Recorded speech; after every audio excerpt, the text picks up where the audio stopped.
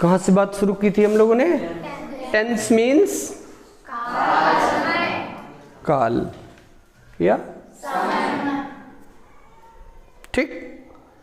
Tense को हम लोग बोलेंगे फॉर्म ऑफ वर्ब। क्या बोलेंगे? Form of verb that expresses time of action and state. Okay, verb का वह फॉर्म जो एक्शन और स्टेट के टाइम को बतलाता है उसे हम कहते हैं टेंस। तो इस तरह से हम कह सकते हैं कि टेंस क्या है? रियल एक्शन टाइम, या कह सकते हैं रियल स्टेट टाइम। तो कोई भी फॉर्म ऑफ वर्ब है जो टाइम बतलाए उसे हम टेंस कहेंगे। वर्ब के फॉर्म आपको बतलाए गए थे V1, V2, V3, V4, V5। Verb के 5 फॉर्म है, पांचों का काम सेम होगा। वर्ब के पांचों फॉर्म का काम क्या है? टाइम बतलाना। क्या करेंगे ये? जैसे हम यहां पे ले लेते हैं बी मीन्स होना, तो इसका B2 होता है वाज और वर। इसका V3 होता है बीन। V4 हो जाएगा बीइंग, अर्थात हम इसको ING फॉर्म भी कह सकते हैं। और ये आपका V5 होगा इज MR। पीछे जब हम लोग केवल वर्ब का चर्चा किए थे तो आपके साथ बात हुआ था वर्ब क्या होता है? जो सेंटेंस में एक्शन, स्टेट या पोजीशन बतलाता है। और एक्शन, स्टेट, पोजीशन के टाइम बतलाने का जो काम किया जाता है उसी टाइम बतलाने की प्रक्रिया को हम लोग टेंस कहते हैं। तो टेंस एक रियल एक्शन टाइम है या रियल स्टेट टाइम है? Clear this? कोई भी आपसे पूछे व्हाट इज टेंस, आंसर क्या होगा? Tense is a form of verb that expresses time of action, time of state. और कौन सा एक्शन? Real action. कौन सा स्टेट? Real state. यानी टेंस पर हम काल्पनिक बात नहीं करते। टेंस किस एक्शन को दिखाता है? रियल एक्शन को। किस एक्शन को? रियल एक्शन को दिखाता है। और यह है क्या? टेंस क्या है? मेन पॉइंट आप पकड़िए, फॉर्म ऑफ वर्ब। टेंस क्या है? Form of verb. जैसे एक फॉर्म और ले लीजिए, हैव मीन्स रखना। सेकेंड फॉर्म हो जाता है had, third form had, fourth form having और फिफ्थ फॉर्म हैज हो जाएगा। तो ये सब क्या करेंगे? अलग अलग टाइम को प्रदर्शित करेंगे। ठीक। डू को ले लीजिए, डू मीन्स करना। सेकेंड फॉर्म डिड हो जाता है, थर्ड फॉर्म डन हो जाएगा, फोर्थ फॉर्म डूइंग हो जाएगा और फिफ्थ फॉर्म डज हो जाएगा। ठीक। तो इन तीनों के माध्यम से हम सीख सकते हैं कि टेंस क्या है। क्या है tense? Form of verb. Tense क्या है? वर्ब का रूप है। क्या है? वर्ब का रूप। टेंस क्या है? वर्ब का रूप है। किसका रूप है? वर्ब का रूप। और इससे क्या काम लेते हैं हम? ये एक्शन या स्टेट का टाइम बतलाता है। वर्ब जो यहां पर आ रहा है, वर्ब एक्शन स्टेट पोजीशन 3 काम करती है ना, तो एक्शन स्टेट या पोजीशन का जो टाइम है, उस टाइम को दिखाने के लिए जो पॉइंट आया उसे हमने क्या कह दिया, टेंस। तो सिंपली कोई पूछे टेंस क्या है, तो फॉर्म ऑफ वर्ब। टेंस क्या है, और ये काम क्या करता है, रियल एक्शन का टाइम, रियल एक्शन का स्टेट टाइम या एक्शन टाइम, एक्शन टाइम या स्टेट टाइम को दिखाने का कार्य करता है। ठीक, जितनी भी वर्ब हमें डिक्शनरी में मिलेंगी उन सब के हम कितने फॉर्म बना लेंगे, बोलिए, और पांचों फॉर्म का काम सेम है, टाइम बतलाना, कार्य का टाइम, एक्शन का टाइम बतलाना। टेंस क्या करता है, जब आपसे हेल्पिंग वर्ब पर चर्चा हुई थी तो बात हुआ था कि हेल्पिंग वर्ब 24 होती हैं, जिनको हम 2 ग्रुप में डिवाइड किए थे, प्राइमरी, एक्सिलरी, मोडाल्स। तो प्राइमरी बतलाती है रियल एक्शन को और मोडाल्स बतलाती है इमेजिनरी एक्शन को।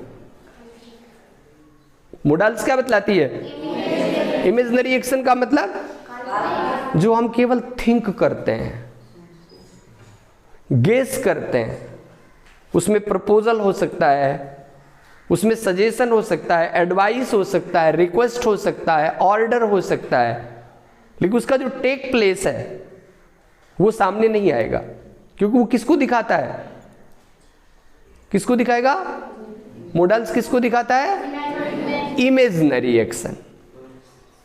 ठीक, आप अंग्रेजी अच्छी बोल सकते हैं, आप अच्छी अंग्रेजी बोल सकते हैं, मीन्स अभी नहीं बोल पा रहे हैं ना, तभी बात हो रही होगी। तो मोडाल्स जो है वो क्या करती है, रियल एक्शन को नहीं दिखाती, लेकिन जो टेंस है वो क्या करता है, बोलिए, रियल एक्शन के आधार पर हम टेंस को 3 भागों में बांट सकते हैं, प्रेजेंट, पास्ट, फ्यूचर। यद्यपि आप जान लें कि जो फ्यूचर है ये मोडाल्स के नजदीक है, फ्यूचर भी तो रियल में नहीं आएगा सामने, क्या करेंगे हम, इसमें हम क्या करते हैं, संभावना व्यक्त करते हैं। फ्यूचर टेंस में क्या करेंगे, ठीक है ना। तो रियल एक्शन दिखाने के लिए मुख्य रूप से ये है, लेकिन हम तीनों को टेंस पे ही लेते हैं और एक एक करके आप इनको डिटेल करेंगे। ठीक, फॉर्म ऑफ वर्ब हम आपको पहले ही बतला चुके थे, ये रिवीजन की तरह हो गया यहाँ पे कि वर्ब का कितना फॉर्म है, बोलिए, ये वर्ब का 5 फॉर्म क्यों जरूरी है, बोलिए, टाइम का निर्धारण करने के लिए। किसके लिए, आपकी ग्रामर में हम अगर बात करें कि टाइम कौन कौन बतला सकता है, तो टाइम बतलाने का काम कौन करता है, वर्ब और एडवर्ब। कौन करता है, बोलिए, क्योंकि वर्ब क्या करेगा, एक्शन, और जो एक्शन को मॉडिफाई करे वो एडवर्ब।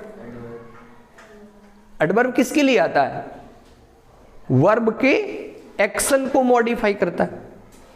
वर्ब के एक्शन की विशेषता कौन बतलाता है, तो वर्ब क्या कर सकती है, टाइम बतला सकती है, तो एडवर्ब भी क्या कर सकता है, टाइम बतला सकता है।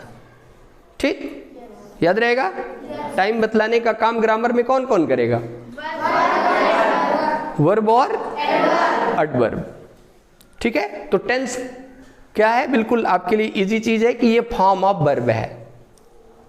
टेंस क्या है, टेंस क्या है, और ये क्या करता है, एक्शन का टाइम बतलाता है। ठीक, अब इस आधार पे हम पहला जो उठाएंगे वो क्या है, प्रेजेंट टेंस। कौन सा काल, वर्तमान काल। फिर अब इसमें भी डिवीजन करेंगे, इसमें कितने डिवीजन है, कौन कौन से,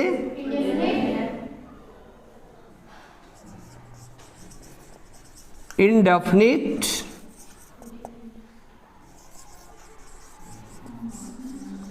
कंटिन्यूअस, परफेक्ट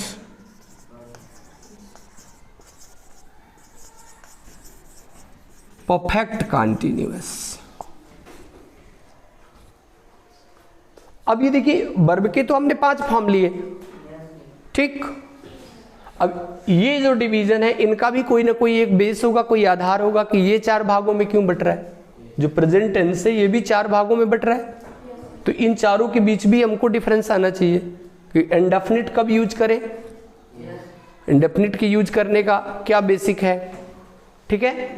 कंटिन्यूअस कब यूज करें और परफेक्ट कब यूज करें और परफेक्ट कंटिन्यूअस कब यूज करें, ठीक। तो हेडिंग के रूप में पहले आप डालिए प्रेजेंट इंडेफिनिट। क्या डालेंगे? प्रेजेंट इंडेफिनिट आप डाल दीजिए,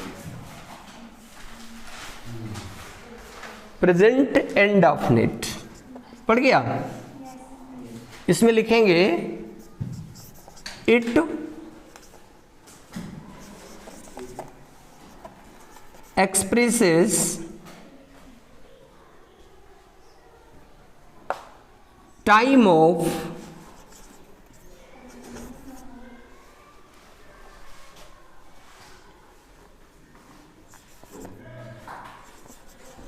permanent action, time of permanent action or state।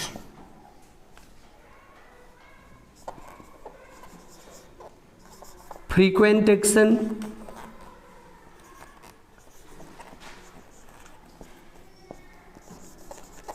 habitual action,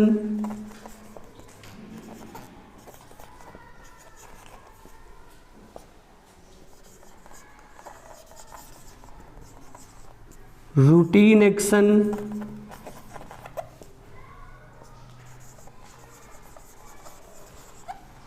regular action,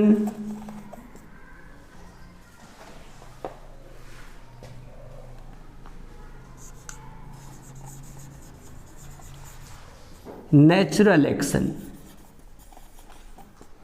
ठीक है। और ये सब में स्टेट भी आ सकता है, याद रखिएगा।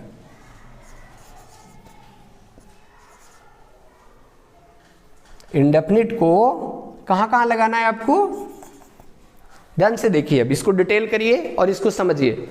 It's a very easy and very important. ध्यान से बिल्कुल सुनिएगा। प्रेजेंट इंडेफिनिट हम कहां लगाएंगे?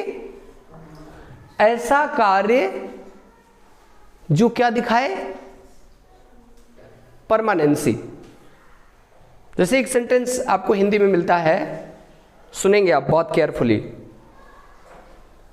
हम अपने माता पिता की आज्ञा का पालन करते हैं। एक दिन करते हैं क्या? बोलिए, किस दिन करते हैं? हमेशा करते हैं ना। तो ये सेंटेंस हमें क्या बतला रहा है? Permanent action. हम समय पर स्कूल जाते हैं। फ्रीक्वेंट एक्शन, अक्सर हम समय पर ही पहुंचते हैं, प्रयास करते हैं कि लेट ना हो, तो हम समय पर स्कूल पहुंचते हैं। सही है? हम समय से अपना होमवर्क कर लेते हैं। ठीक, ये कौन सा एक्शन है? फ्रीक्वेंट मतलब होता है जो कार्य क्या हो? अक्सर हो। ठीक है, उसको हम फ्रीक्वेंट एक्शन कह देते हैं। हैबिचुअल एक्शन क्या है? आदत संबंधी कार्य भी हम इंडेफिनिट में दिखा रहे हैं। आदत संबंधी कार्य क्या है? बोलिए। जैसे शाम के समय हम खेलते हैं, शाम के समय हम खेलते हैं। ठीक है, और कोई आदत भी हो सकती है आपकी जिसे आप इसमें शामिल कर सकते हैं। आदत संबंधी जितने कार्य हैं वो हम कहां रखेंगे? इंडेफिनिट में रखेंगे। कहां रखेंगे? इंडेफिनिट में रखेंगे। रूटीन वर्क, ऑफिस 10 बजे खुलता है, ठीक है, हम 7:30 में विद्यालय पहुंच जाते हैं। सही है? हम 12:40 तक विद्यालय में पढ़ते हैं। सही है? तो जो भी ऐसा कार्य है जो टाइम टेबल पर आएगा, किस पर आएगा? Time table. उसे हम क्या कहेंगे? रूटीन एक्शन कहेंगे। क्या कहेंगे? Routine action. टाइम टेबल से जो हो रहा है वो क्या है? और जो हमारी आदत से संबंधित है, और जो हम देखते हैं कि बराबर जीवन में चलता रहता है। ठीक, परमानेंट एक्शन और रेगुलर एक्शन लगभग एक जैसे हैं। ठीक है, ये भी वही चीज हो गया। फिर देखिए यहां पर आ रहा है नेचुरल एक्शन। क्या है? आप कह सकते हैं कि वर्षा ऋतु में उत्तर भारत में अच्छी बारिश होती है। तो बारिश होना क्या है? बसंत के मौसम में फूल खिलते हैं। फूलों का खिलना क्या है? मानसून में बादल उठते हैं। बादलों का उठना क्या है? समझ में आ रहा है? ये बात क्लियर हो रही है आपको? मानसून में बादल उठते हैं, ठीक है ना। पानी ढलान की ओर बहता है, कौन सा एक्शन है? ठीक है, तो ये सभी एक्शन क्लियर हो रहे हैं आपको? ना समझ में आ रहा हो तो आप पूछ सकते हैं इनमें से कोई भी।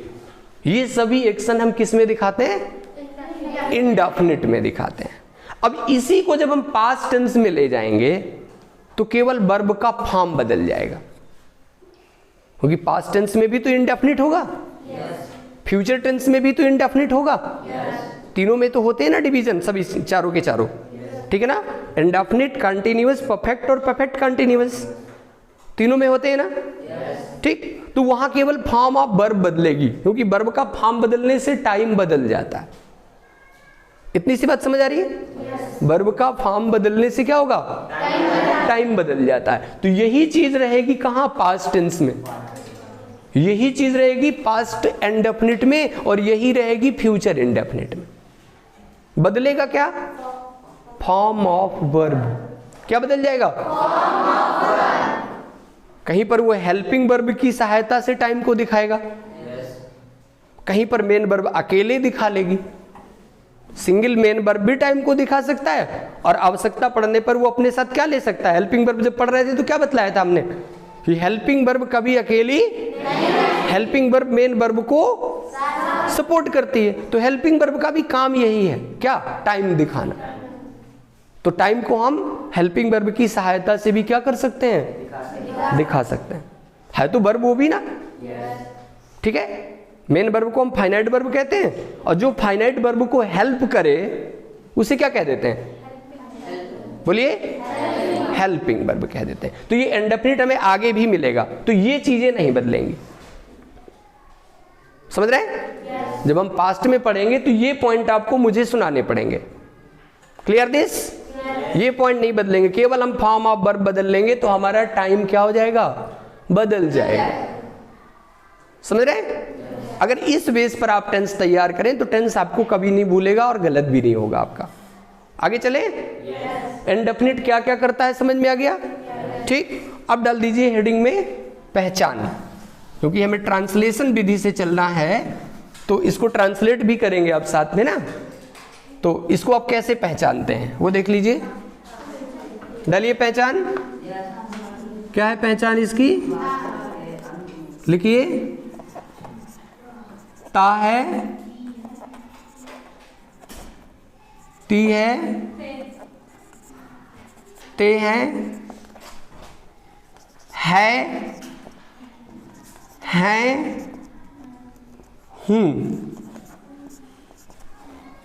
आदि शब्द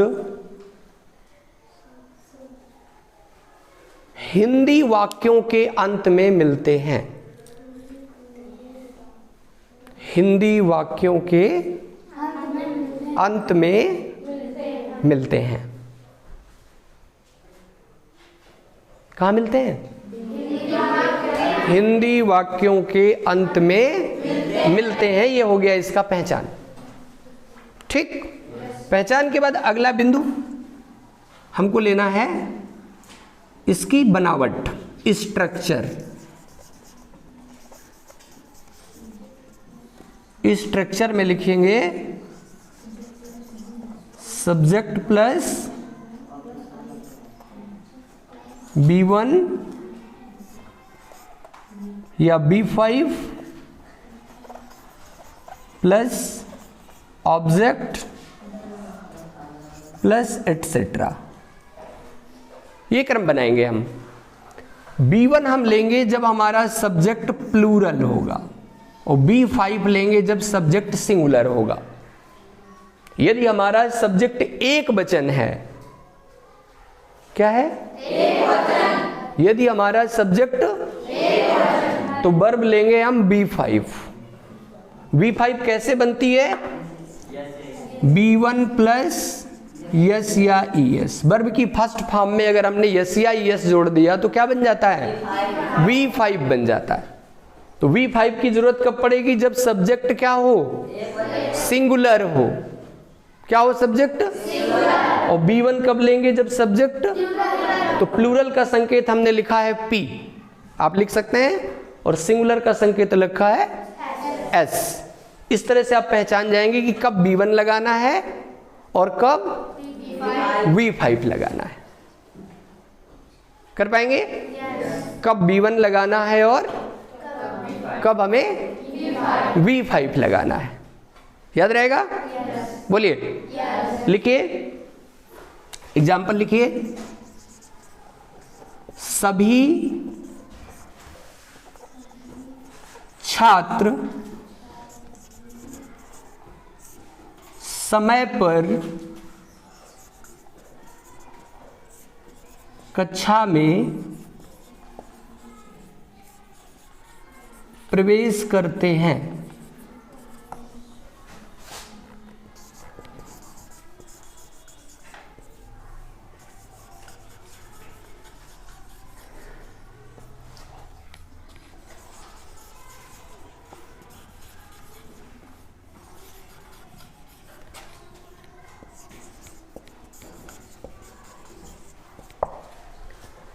सब्जेक्ट हो जाएगा ऑल द स्टूडेंट्स। प्रवेश करते हैं, B1 चाहिए था हमें यहां पे क्योंकि सब्जेक्ट प्लूरल हो गया था। सभी छात्र तो बहुत सारे हो गए ना, B1 लगा दिया, इंटर। ठीक, आपका द क्लास क्या हो जाएगा? नहीं, ऑब्जेक्ट नहीं होगा। ये ऑब्जेक्ट की पहचान आपको मैंने बतलाई थी। ऑब्जेक्ट तब निकलता है जब व्हाट या whom से प्रश्न करें। व्हाट से क्या मिलता है? निर्जीव ऑब्जेक्ट, और whom से सजीव ऑब्जेक्ट। दोनों के नाम भी बतलाए थे मैंने आपको। सजीव को हम कहते हैं इनडायरेक्ट ऑब्जेक्ट और निर्जीव को कहते हैं डायरेक्ट ऑब्जेक्ट। ये दोनों नहीं लग पा रहे हैं ना? क्यों भी नहीं लग पा रहे? बोलिए। क्योंकि ये है आपका यहां पर द क्लास जो है वो क्या है? Adverb of place. ये समय को बतला रहा है, ये सॉरी स्थान को बतला रहा है, इसलिए इसे हम कहां डाल देंगे? अदर वर्ड में डाल दीजिए। ठीक, ये जो एटसेट्रा लिख रखा है आपने, आपका सब्जेक्ट हो गया, वर्ब हो गया और अदर वर्ड हो गया। ठीक, कर पाएंगे आप लोग? बोलिए। यहां तक कर पाएंगे? लिखिए, एक लिखिए और आप करिए। प्रत्येक विद्यार्थी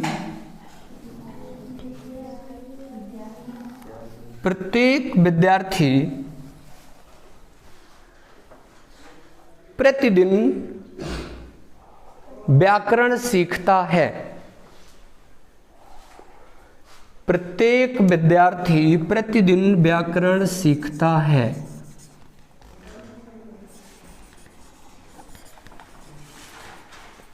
बनाइए, ट्रांसलेट करिए।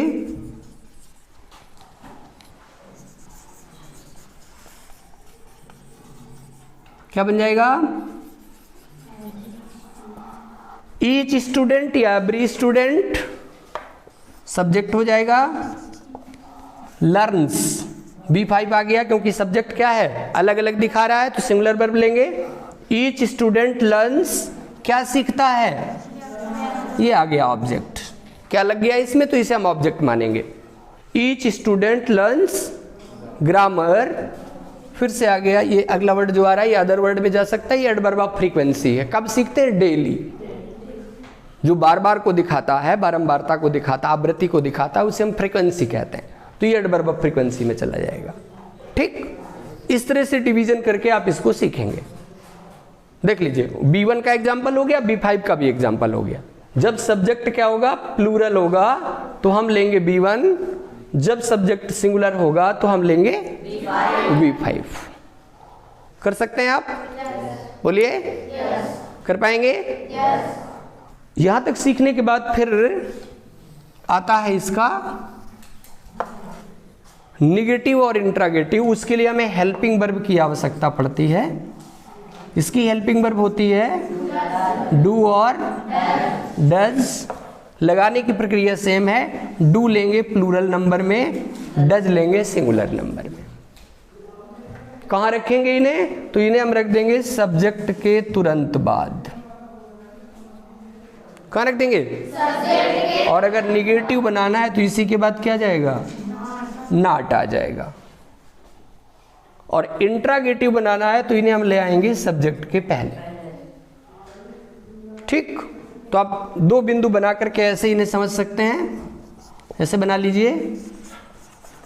निगेटिव के लिए क्या करेंगे? सब्जेक्ट प्लस डू या does plus not plus B1 का क्रम बना लीजिए।